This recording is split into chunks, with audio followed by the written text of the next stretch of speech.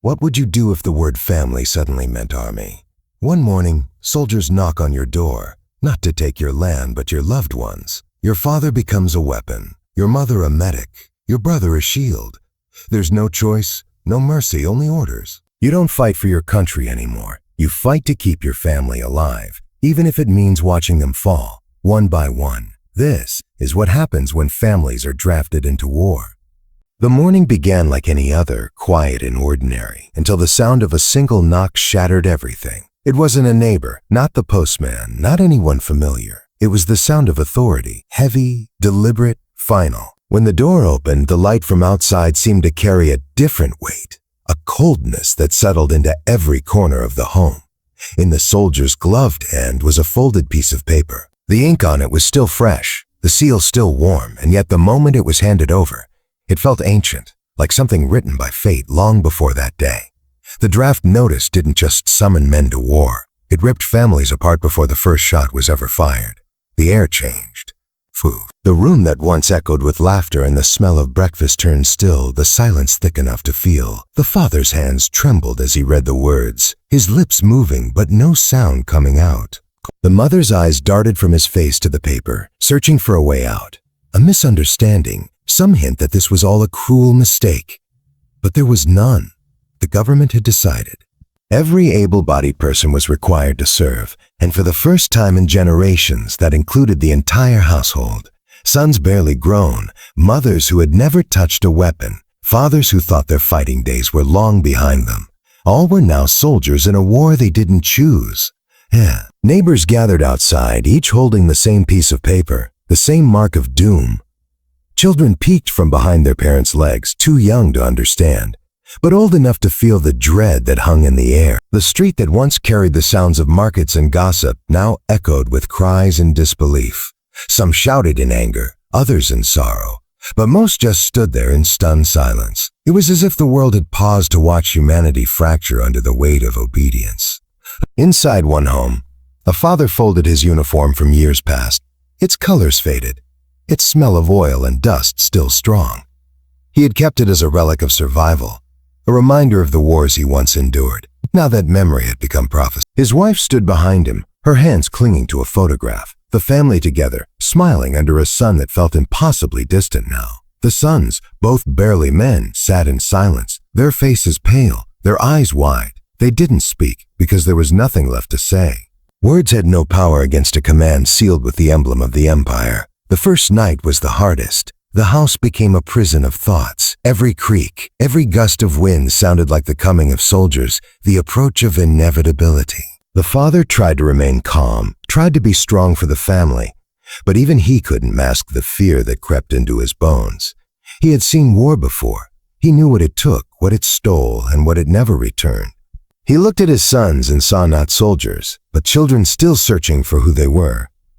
He looked at his wife and saw a woman who had given everything to keep this family alive, now being asked to give even more. The following morning, the town square was filled with families holding small bundles of belongings. The draft officers moved like shadows, checking names, calling out numbers, assigning regiments. The sound of mothers weeping mixed with the metallic click of rifles being handed out. No one dared to disobey. The punishment for resistance was death, and even in death, there was no escape. The Empire's grip reached beyond the grave. Those who refused were branded traitors, their families punished, their homes burned. For many, there was no time to say goodbye. The separation happened in moments. One order, one number, one direction, and suddenly sons were marched away from fathers, mothers pulled apart from daughters. Promises to reunite were whispered, but even those felt hollow. No one believed in tomorrow anymore. Time itself had become something fragile, breaking under the boots of soldiers and the cries of children. In one corner, a mother knelt beside her youngest son, tying a piece of red cloth around his wrist. "So I can find you," she whispered. The boy didn't respond. His eyes were fixed on the line of soldiers forming in the distance, the rhythmic march, the metallic gleam of weapons under the rising sun. The sound of drums echoed through the town, each beat a reminder that life as they knew it was over. That evening, as the families were loaded into transport vehicles, the world felt heavier. The horizon seemed to close in, the air thick with dust and despair.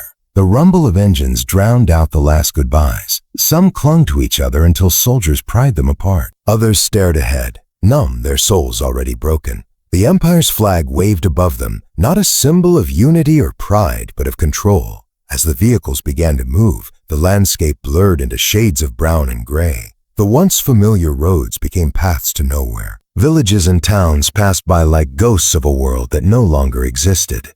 In the silence of the journey, people began to whisper prayers, old songs of home, fragments of hope trying to survive beneath the noise of machinery. But even hope felt dangerous now. Hope meant believing there was something left to return to, and deep down, everyone knew there wasn't. The camps they arrived at were cold and unforgiving. Rows of tents stretched into the horizon, filled with faces that mirrored the same fear, the same disbelief. Families were sorted by strength, by skill, by age. The logic of war reduced them to categories, stripping away the meaning of family entirely. A father might be assigned to a front line, his wife to a field hospital, his sons to the infantry. They were still together in name, but in every way that mattered, they were already worlds apart. Nights in the camp were the worst. The silence between the gunshots, the quiet moments before sleep when memories came rushing back. Children cried softly, mothers held them tighter. Fathers stared at the stars wondering how long before the sky itself turned against them. The smell of smoke and sweat filled the air, a constant reminder that there was no escape. Letters from home stopped arriving. News was filtered, censored, reshaped to keep the illusion of order alive. Rumors began to spread, of families who refused, of entire villages wiped out, of children drafted as messengers and never seen again. Fear became the language everyone spoke. People learned to move quietly, to obey without question, to hide their grief behind straight faces. The Empire wanted soldiers, not hearts, and it was succeeding. Still, there were moments, fleeting, fragile, when humanity broke through the cracks, a mother humming a lullaby in the dark, a father carving a small wooden token to give his son before battle, a brother sneaking an extra piece of bread for his sister. Tiny acts of love that defied the machine of war, even if only for seconds. But seconds were all they had. Seconds before orders came, before alarms rang, before death took another name from the list. The draft had done something even more terrible than kill. It had erased the boundary between home and war, between family and army, between love and duty. And as the first battles began to thunder in the distance, every person in those camps knew that the war wasn't just being fought out there on the front lines. It was being fought inside them too, in their hearts, in their memories, in the fragile thread that still dared to call itself family. When the day came to turn families into regiments, it no longer felt like people were being drafted into a war. It felt like the war itself had moved into their homes. Entire neighborhoods were transformed into military zones overnight. The air was filled with the clang of metal, the sound of marching drills, and the hollow voices of officers shouting orders that no one had the strength to question. Families who once gathered around the dinner table now stood in formation, wearing uniforms that stripped away identity and love alike. Oh, the Empire's idea was simple: unity through control, strength through obedience.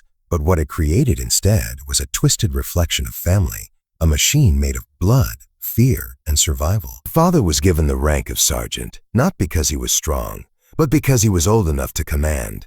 His sons were assigned to his unit, their faces barely able to hide the mixture of pride and terror that consumed them.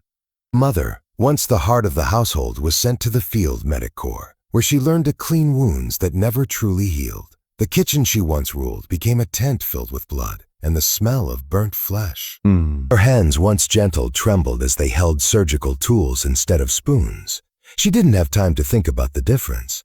War didn't allow for thinking, only doing. In the early days, there was still an illusion of togetherness. Families marched together, trained together, even slept in the same camps. It gave them the faintest sense of comfort, that at least they weren't alone. But the illusion began to fade quickly. The officers made sure to remind them that the battlefield didn't care about relationships, that emotion was a weakness, that the Empire's orders came before blood. The words hit harder than any weapon. It was one thing to fight an enemy, another entirely to fight against the love you were told to suppress. The father tried to maintain discipline, barking commands at his sons with the same tone he once used to tell them to do their chores. His voice cracked sometimes, betraying the pain that came from knowing each order could lead one of them to death. His sons followed without hesitation, not because of military loyalty, but because they couldn't bear to see their father's fear. Every drill, every exercise became a silent promise between them, to protect each other no matter what orders came. At night, when the lights went out and only the stars remained, the camp transformed into something eerily human again. You could hear the whispers of families trying to remember what normal felt like. Some sang quietly, their voices trembling but sincere, echoing old lullabies that once filled their homes. Others prayed, not for victory, but for a chance to see the next sunrise together. The war hadn't just conscripted bodies. It had taken memories hostage. Days blurred into weeks, and soon the line between family and regiment began to vanish. Children were taught to salute their parents. Spouses spoke to each other through ranks and titles. A mother could be punished for hesitating to follow an order from her own son if he outranked her. The military hierarchy didn't care about family ties. It only cared about obedience. Those who couldn't adapt were reassigned, often to the most dangerous fronts, as if love itself were a threat to discipline. In one camp, a father and his eldest son were given a shared command during a small engagement. The father ordered a retreat to save his men, but the son, following the letter of the Empire's command, refused to fall back. They argued in the open field as shells exploded around them. Soldiers watched as the father shouted, his voice breaking, begging his son to run. The son didn't move. Moments later, a mortar hit nearby, and when the smoke cleared, only silence remained. Stories like that spread through the regiments like infection, breaking morale, but also awakening something deeper. The realization that the true enemy might not be the opposing army, but the system that forced families to destroy themselves in its name. The women in the medic corps carried their own burden. Every time they stitched a wound or cleaned blood off a uniform, they wondered if the next soldier brought in would be someone they loved. Some days it was. They learned to keep their faces cold, their hearts quiet. Tears were seen as weakness, and weakness was punished. But in the dark corners of the infirmary after the officers left, you could sometimes see mothers holding the hands of their dying sons, whispering lullabies through shaking lips. They were told not to grieve. Grief slowed efficiency, but grief was the only thing keeping them human. In the evenings, families would sometimes cross paths, a mother delivering bandages to a frontline camp where her husband commanded. They would exchange brief glances, no words. Words were dangerous. They made people remember who they used to be. Still, in that fleeting eye contact, there was a universe of meaning.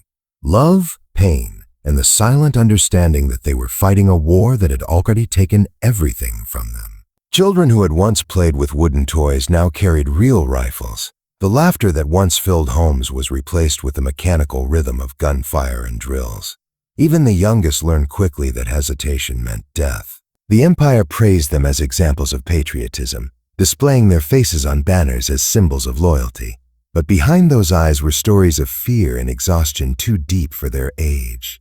They had seen more death than most grown men, and the innocence that once made them children had been buried somewhere beneath the rubble of obedience.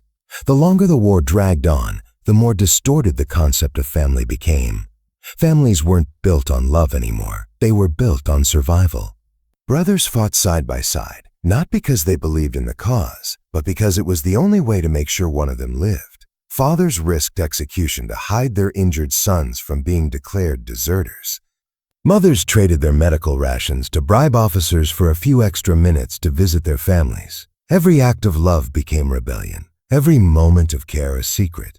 The Empire didn't see it that way. To them, families were efficient units, pre-trained teams with natural trust, ready-made loyalty. It was a military strategy disguised as necessity. But what they failed to understand was that by turning love into duty, they created a force that would one day turn against them.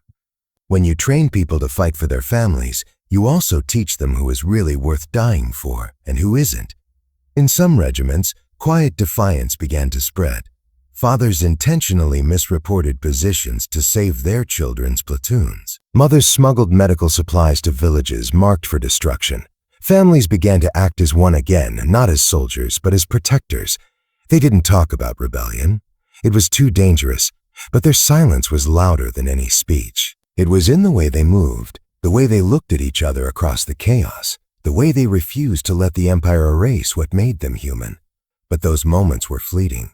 For every act of defiance, there was punishment waiting. The Empire's enforcers were ruthless. Anyone suspected of disobedience was made an example of, executed in front of their own family, forced to serve as a reminder of what loyalty meant. The message was clear. Love was weakness, unity was a threat, emotion was treason. Still, even under the fear, families found ways to communicate. A scratched mark on a weapon, a piece of cloth tied to a tree, a song hummed in the night. Small symbols that said, "We're still here, we haven't forgotten." Time became meaningless in the regimented life of war. The seasons changed, but the fear remained constant. What used to be birthdays and anniversaries turned into days of battle and loss. Yet in the rare stillness between fights, when the air stopped shaking and the world seemed to breathe again, you could almost feel the ghosts of their former lives, the warmth of shared meals, the comfort of a home, the laughter of children. For a moment, they remembered what it felt like to be a family. And then the horns would sound, and it would all disappear again into the endless march toward another battlefield.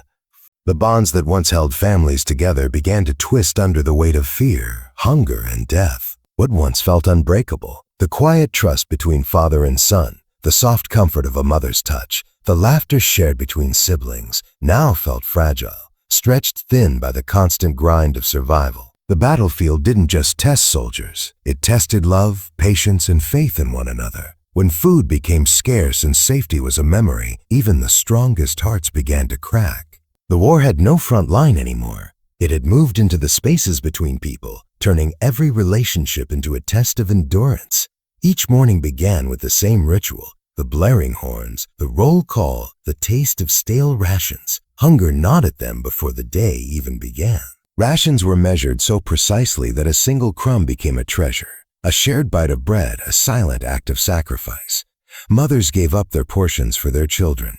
Fathers pretended they weren't hungry so others could eat. But there came a time when there simply wasn't enough to share, and the guilt of survival became another wound no one could see.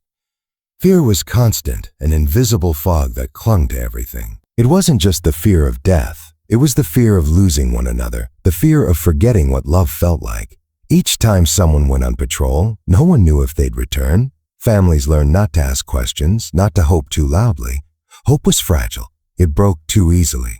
They spoke less, not because they didn't care, but because words made the pain real. In silence, they found a kind of safety, the only kind left. The nights were colder now. The fires that once gave warmth burned low, hidden from enemy eyes. In that dim glow, faces looked older, eyes darker, skin stretched thin by sleeplessness and grief. Sometimes in the quiet hours, the mother would hum a lullaby, her voice cracked and trembling. The melody, once soft and comforting, now sounded like a ghost of a better time. The children didn't always recognize it anymore. It was as though even memories were fading, erased by the endless march of war.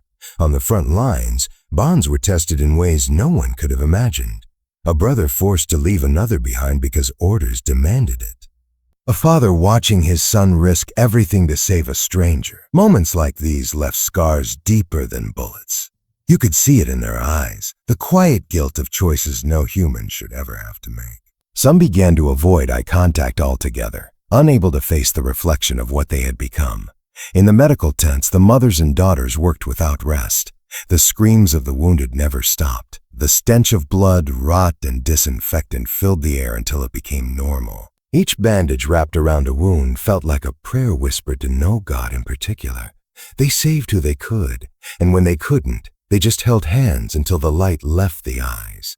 Some of those hands belonged to people they knew, neighbors, cousins, sometimes their own. But war didn't give time for mourning. The dead were buried quickly, names scribbled on scraps of paper that would soon be lost to the wind. Hunger drove people to madness. Supplies dwindled faster than promised. The Empire's caravans rarely arrived on time, and when they did, there was never enough goodies or bad. Soldiers fought over crumbs, families bartered with what little they had left.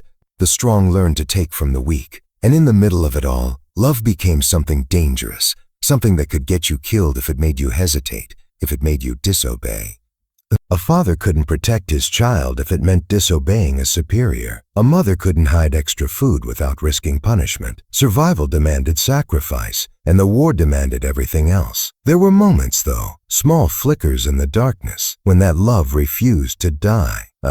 Like when a soldier slipped an extra biscuit to a hungry child, pretending it was a mistake. Or when a mother risked her life sneaking through enemy lines just to bring medicine to her husband. In those moments, humanity glowed faintly, like embers that refused to be snuffed out. But embers burn fast, and war always found a way to crush them under its heel. Rain made everything worse. The mud swallowed boots, tents leaked, food spoiled faster. People coughed through the nights, shivering, their skin slick with cold sweat. Illness spread quicker than bullets. The medics couldn't keep up, and soon graves became the only thing multiplying faster than bodies.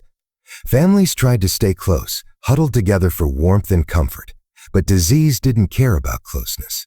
One cough could take a whole tent. Some began to sleep apart, not out of choice, but out of fear that love might kill them too. Children aged without noticing. Their eyes lost the spark of curiosity, replaced by something older, something hard. They learned to march, to shoot, to clean weapons before they learned to read. The older ones stopped playing. The younger ones stopped dreaming. The war had taken their future and replaced it with orders. A boy once carried a wooden toy carved by his father. By the third month, it was gone, traded for a piece of bread. That's how innocence ended, quietly, without ceremony. The bonds between soldiers and their families changed too. It wasn't about affection anymore. It was about survival. They became each other's armor, their last defense against despair.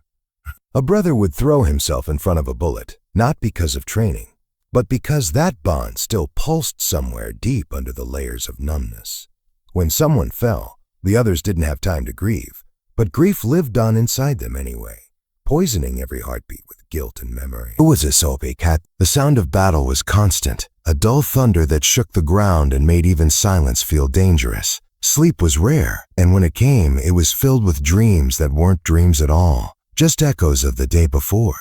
Faces of the dead returned in flashes, voices of loved ones mixed with screams. People woke up shaking, clutching their chests, trying to remember where they were, who they still had left. Sometimes, in the brief calm between battles, they'd find pieces of peace. A soldier would sit with his sister and share stories of home. A mother would close her eyes and imagine the smell of her old kitchen. A father would run his hand through his son's hair, pretending they were back in the fields instead of surrounded by death. Those small moments of tenderness hurt the most because they reminded everyone what they'd lost. As months turned into years, fear began to change people. It hardened them, reshaped them into something almost unrecognizable. They stopped flinching at the sound of screams. They stopped crying when someone didn't return. They stopped believing the war would ever end. But deep down, beneath the layers of numbness and obedience, something fragile still survived. A desperate flickering belief that the people beside them were all they had left, and that as long as they were together, even pain had meaning. The bonds that once defined them had become both their greatest strength and their deepest curse. Every love was a risk, every connection a potential loss. Yet without those bonds, they would have been nothing but hollow shells following orders. The war had taken everything: comfort, safety, peace, but it hadn't taken the instinct to care, to hold on, to protect. Even when fear ruled everything, even when hunger devoured hope, there was still something stubborn inside them that refused to give in completely. The bond between them had changed shape,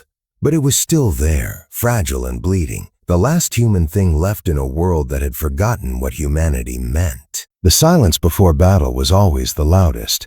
It wasn't the kind of silence that brought peace. It was heavy, sharp, filled with the unspoken terror that everyone carried but no one dared to voice. Families stood together in the gray dawn, waiting for the signal that would send them toward the front lines.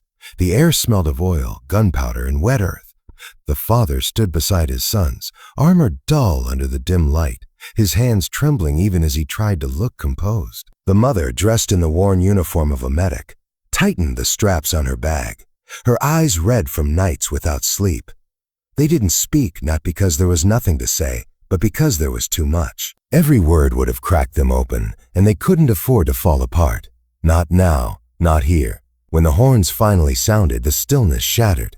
The father barked orders, his voice loud but strained, echoing through the air as soldiers fell into formation. His sons followed him, their movements mechanical, rehearsed, almost too perfect.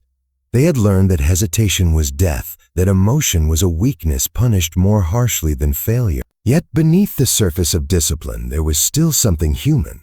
The glance a father gave to his son before sending him ahead, the split-second hesitation before following the order that might separate them forever. As the march began, the sound of boots against mud became the heartbeat of the battlefield. Every step felt heavier than the last. The wind carried whispers, prayers, curses, unfinished goodbyes. The family unit, now a military squad, moved together through the smoke and fog, each trying not to look too far ahead or too far behind. The horizon was black with the shapes of machines and men, an endless wave of metal and flesh pushing forward. No one knew where the front line truly was anymore. The war had spread so wide that even the sky looked wounded, scarred by fire and ash. When the fighting began, it wasn't the chaos they imagined. It was worse. Organized madness, a rhythm of destruction. The father shouted commands through the roar of explosions, his voice lost in the thunder of artillery.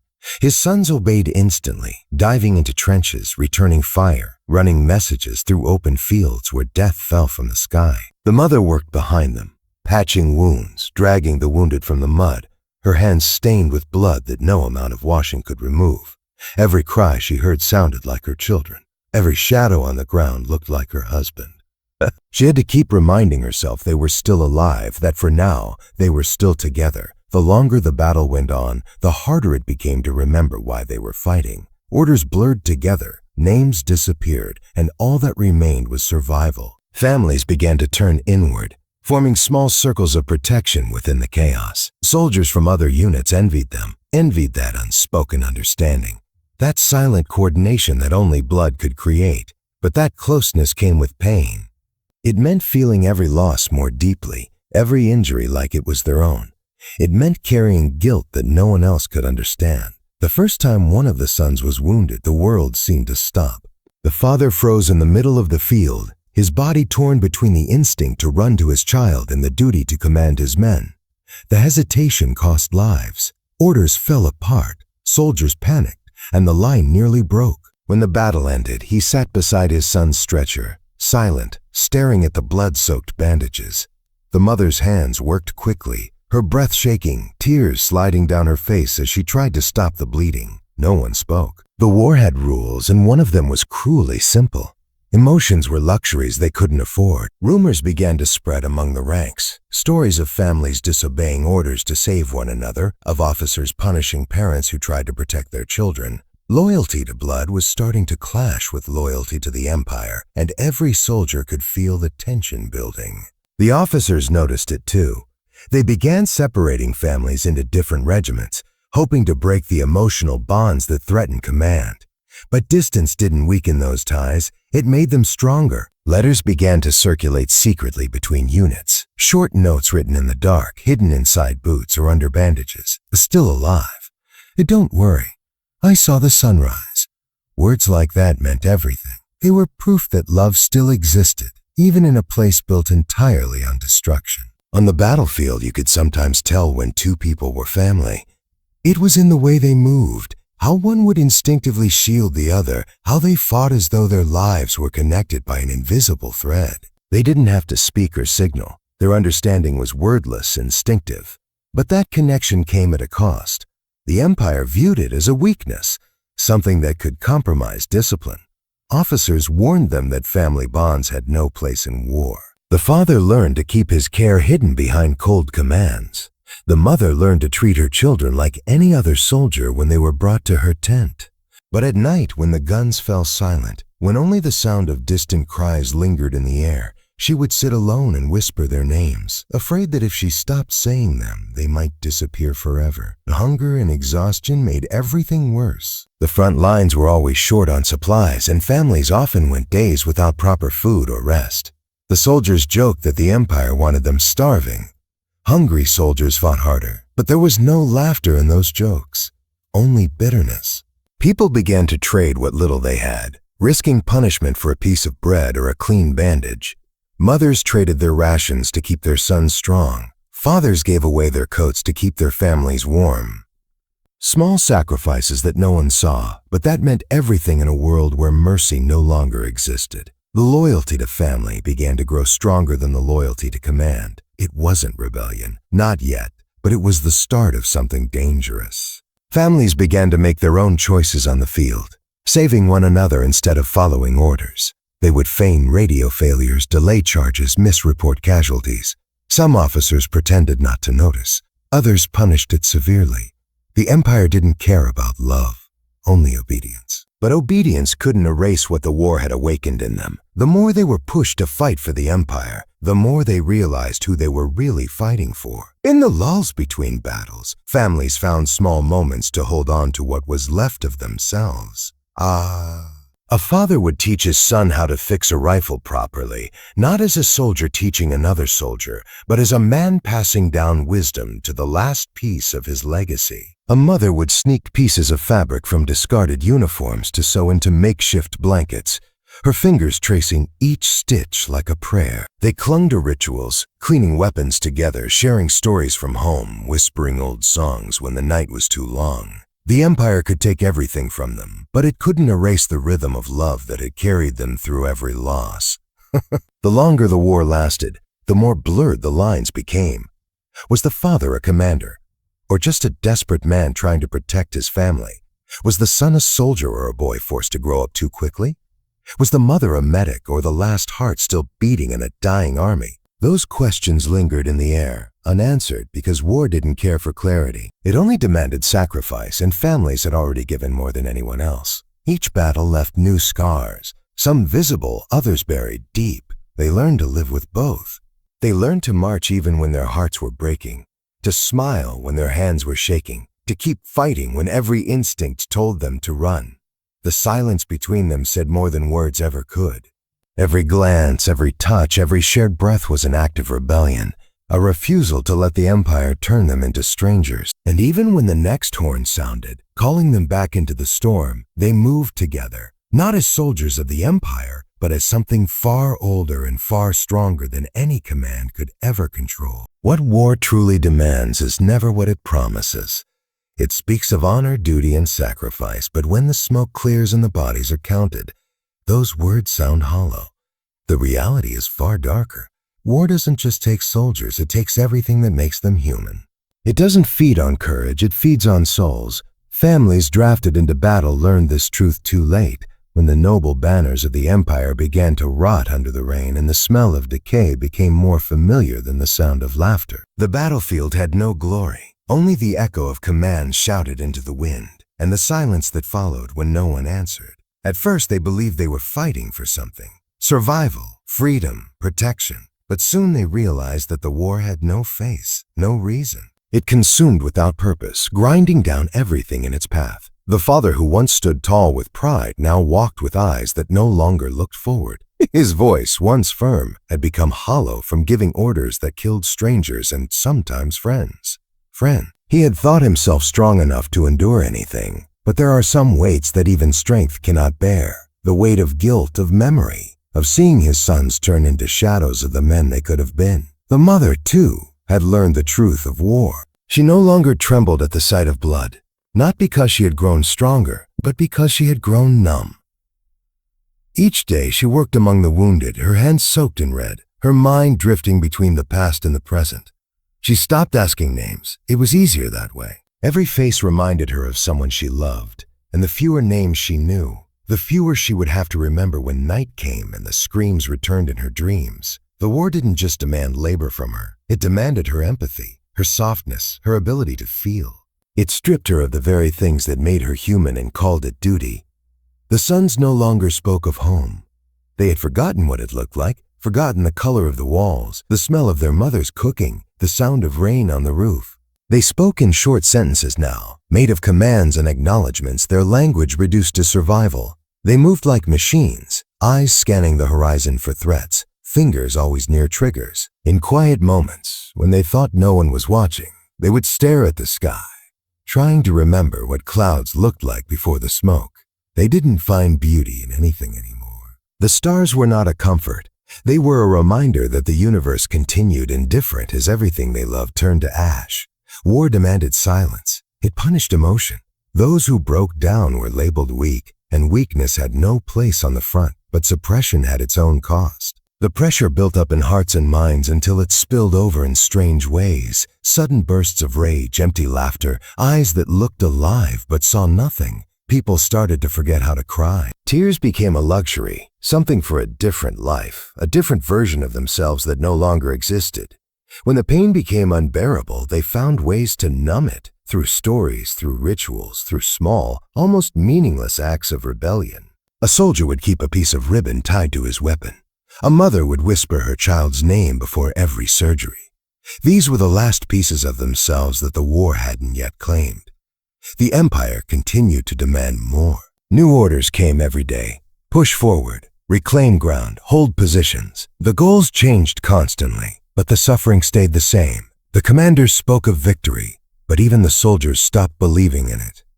Victory had become a myth, something used to keep people moving, to justify the endless loss. The war wasn't about winning anymore. It was about surviving long enough to see the next sunrise, and even that small goal began to feel impossible.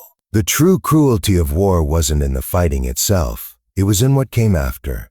The aftermath of each battle left a landscape so broken it seemed the world itself had given up. The ground was torn apart, soaked with oil and blood. Trees stood like blackened skeletons, rivers ran red and thick, and the sky hung heavy with smoke that never cleared. Amid the ruins, families searched for one another. Sometimes they found only pieces, a necklace, a torn sleeve, a familiar voice calling from beneath rubble.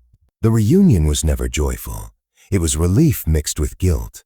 Relief that one had survived, guilt that others hadn't.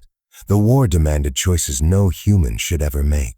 Save one life or many. Obey orders or protect family. Leave a friend behind or risk everyone to bring them back. Each decision carved a mark into the soul, invisible but permanent. People stopped seeing themselves as victims or heroes. They became ghosts, moving through the motions of duty because stopping meant confronting what they had become. The father had learned to bury soldiers without flinching, to close eyes that looked too much like his own. The mother had learned to clean the blood from her hands without noticing that it never really came off. The sons had learned that mercy could get you killed. Sometimes in the chaos, fragments of humanity surfaced. A soldier shared his water with an enemy prisoner. A medic stayed behind under fire to save a stranger. Acts of compassion flickered like dying stars in the darkness. They didn't change the course of the war, but they reminded people, even for a moment, that there was still something worth saving inside them. But those moments were rare and fleeting, and the war crushed them as soon as they appeared. The war didn't just destroy bodies, it destroyed meaning. Words like courage and loyalty lost their weight. Courage became another name for survival. Loyalty became a tool of control. Even faith, once a refuge, began to crumble. People prayed less, not because they stopped believing, but because they were afraid no one was listening. The heavens remained silent, and that silence felt like betrayal. As the years dragged on, families that had once been united by blood were now bound by trauma. They spoke little, moved slowly, existed rather than lived. The bond that once gave them strength had turned into a shared wound, a reminder of everything they had endured. They had lost the right to mourn. The war didn't allow time for that. Grief was postponed endlessly, buried under orders and exhaustion. Some began to forget the faces of the dead, their memories fading like worn photographs. Others remembered too clearly, haunted by moments replaying endlessly in their minds. Even when there were no battles, the war never stopped. It lived inside them, in their dreams, in their silence, in the way they flinched at sudden noises. The soldiers returned to camp after every mission, but their eyes didn't come back with them. You could tell who had lost someone by the way they walked, slow and detached, as if the ground beneath them no longer belonged to them. The war had consumed not just their bodies, but their very sense of belonging to the world. The Empire didn't see individuals anymore. It saw numbers.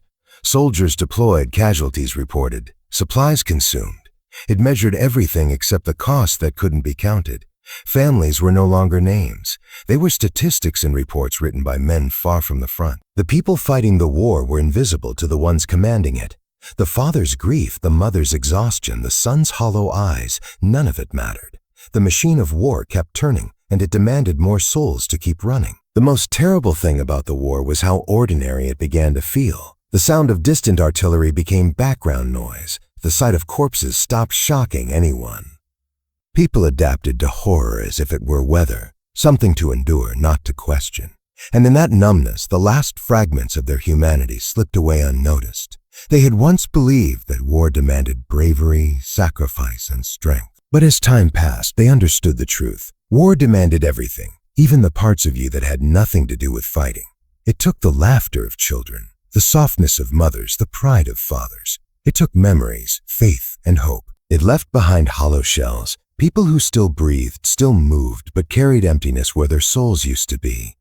And as the sun rose over another shattered horizon, its light fell on a world where victory no longer meant anything, where the true cost of war was measured not in bodies, but in all the invisible pieces of humanity it had devoured. When the war finally ended, there was no celebration, no triumphant return, no music to welcome the living home. The silence that followed was heavier than the sound of battle had ever been. The survivors came back in fragments. Some missing limbs, some missing faces, all missing parts of themselves that could never be replaced. The Empire had declared victory, but no one felt victorious. The banners fluttered over ruins, parades were held in cities that no longer had children, and medals were pinned on uniforms that still smelled of death.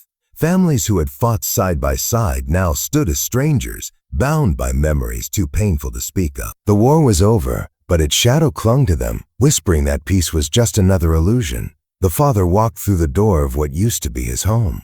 The walls were cracked, the roof sagging, the air thick with dust. His steps echoed through empty rooms where once there had been laughter, arguments, music.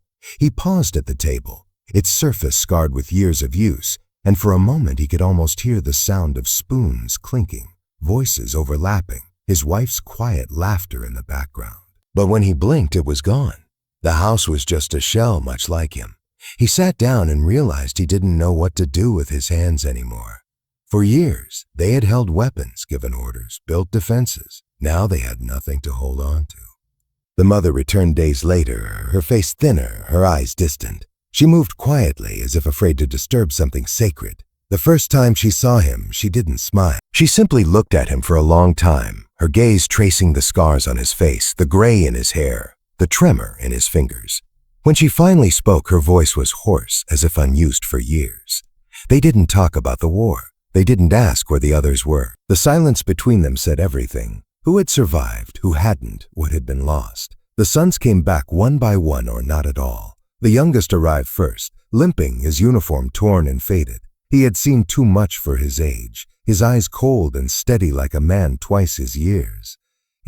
The eldest never returned. No one knew where he fell, only that his name was on a list somewhere, buried among thousands. The mother lit a candle for him that night, her hands shaking as she whispered his name. The father sat in the corner, staring at the floor, unable to join her. Grief had changed them both, carving deep lines into their faces, turning words into wounds. Life after the war was not life at all, but a quiet endurance. The Empire promised reconstruction, new beginnings, peace, but the promises felt hollow. The fields were dead, the rivers poisoned, and the sky still carried the smell of ash. The town was full of faces that didn't recognize one another anymore. Everyone looked older, harder, haunted. People avoided talking about the war, not because they had forgotten, but because they remembered too well. The memories lurked behind every glance, every silence, every hesitant smile. Some families had been completely erased. Houses stood empty, doors swinging open in the wind, dishes still set on tables as if waiting for someone to return. The few who did come back often found themselves drawn to those ruins, standing in doorways, touching walls, whispering names that no one answered to. It was as if the dead still lingered there, not as ghosts, but as echoes of love that refused to fade. The father tried to work again. His hands, once strong and steady, shook when he lifted tools. The sound of metal striking wood reminded him too much of gunfire. Every loud noise made his body tense. He had forgotten how to live without fear. The war had rewired him, every instinct, every thought shaped by years of survival. Peace felt unnatural. He missed the rhythm of orders, the predictability of danger. In the quiet, he didn't know who he was. The mother returned to helping the sick, but even that had changed. She couldn't bear the smell of medicine anymore, couldn't touch blood without hearing the screams. At night, she woke up gasping, her hands clutching the sheets as if they were bandages. Sometimes she wandered outside before dawn, staring at the horizon, searching for something that wasn't there. The war had taken her faith in everything, in the Empire, in mercy, even in healing. The son spent most of his days in silence. He rarely spoke, and when he did, it was short and distant, as if words were too heavy to carry. He would sit for hours staring at nothing, his mind trapped between the memories of the battlefield and the emptiness of peace. He still woke up to the sound of imagined explosions, still reached for a weapon that wasn't there. The war had ended, but in his mind, it never would. The village tried to rebuild. People gathered stones, repaired walls, planted seeds in the dead soil, hoping something might grow again. But the land was stubborn, poisoned by years of fire and ash. Crops withered before they could bloom. Some said the ground had absorbed too much blood to bear life again. Still they tried, not because they believed it would work, but because doing nothing felt worse. The children who had grown up during the war didn't know what peace meant. They played games that mimicked battles, built forts from rubble, carried sticks like rifles. The adults watched in silence, unable to stop them because they understood. War was all these children had ever known. The sound of laughter had changed. It no longer sounded innocent. It carried something hollow beneath it, something uneasy. Every few weeks, soldiers from the Empire came through the town, checking records, distributing supplies, giving speeches about honor and rebuilding. Their uniforms were clean, their boots polished, their eyes empty. They talked about the cost of victory, about the glory of sacrifice. But no one listened. Glory was just another word for loss now. The people clapped because they had to, but their faces stayed blank. The Empire had won, but no one cared. Sometimes the mother would go to the edge of the village and sit by the graves that stretched as far as she could see. Some were marked, most were not. She would place her hands on the cold stones, whispering names even when she didn't know who was buried there. It didn't matter anymore. In war, all grief was shared. She often found the father standing there too, a few rows away, silent, holding the broken dog tag of their eldest son. They never spoke, but they didn't have to. The silence between them was a conversation that never ended. As months passed, the survivors began to drift apart. Families who had fought together could no longer live together. There was too much pain, too many ghosts. Some left the village entirely, trying to escape the reminders that clung to every corner.